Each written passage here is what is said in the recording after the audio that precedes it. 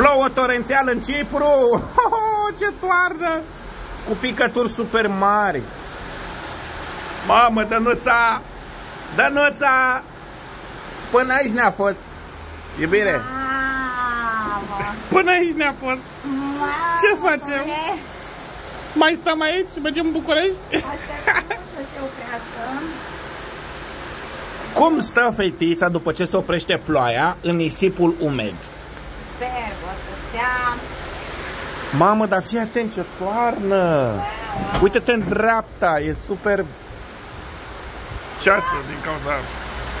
Toarnă, toarnă. Lasă că se recolește. Da. Doar aici pare că e un nor. În partea aia e luminos. Da, în partea nu-i nimic.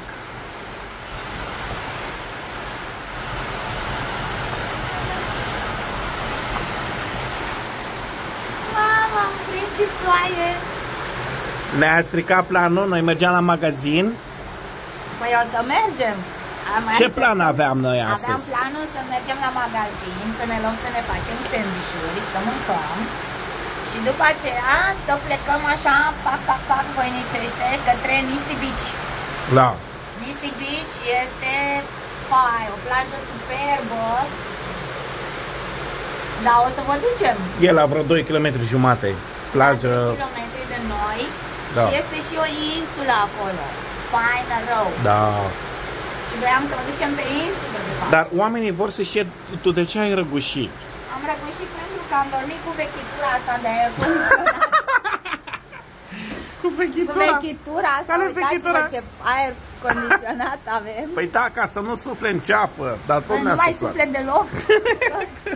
Eu când dorm cu ăsta pornit, mă trezesc așa și mă durea rău în gât. Și pe mine, oameni buni, și pe mine mă doare în gât, vorbesc serios acum. Acum cât de cât s-a mai potolit gâtul. Da, dar da, nu da, mai. ne doare în gât. Cu toată căldura dormim fără prostia asta. Da. Mamă, ce-mi place! Da, mie îmi place că am nimerit așa o zi. Tot sper doar să reușim să ne luăm mâncare. Da. Și chiar dacă stăm aici prizonieri în balcon și admirăm ploaia, este foarte bine. Dar picăturile sunt foarte mari. Da? Da. E bine, nu e rău.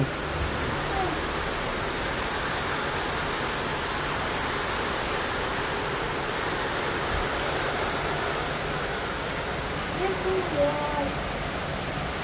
E natură. Ne-am uitat și pe vânticel.ro. Vânticel.ro. Vântul bate din stânga spre dreapta, deci nu științific nu sunt valuri, dar uitându-mă la acel copac care suflă din dreapta spre stânga, dă impresia că... Da. În fine, poate e doar un vânticel, poate ăia sunt curenții masive ai mării, știi, când ne uităm noi. Ăsta e un vânticel local, se numește, vânt local. Vânt local care nu influențează marea. Da.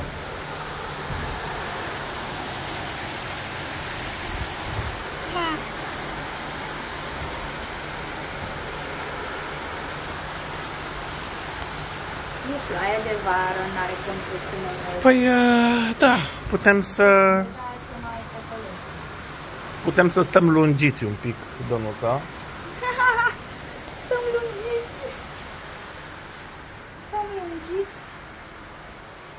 Putem să stăm lungiți și să așteptăm, oameni buni, așteptăm să se termine rafala.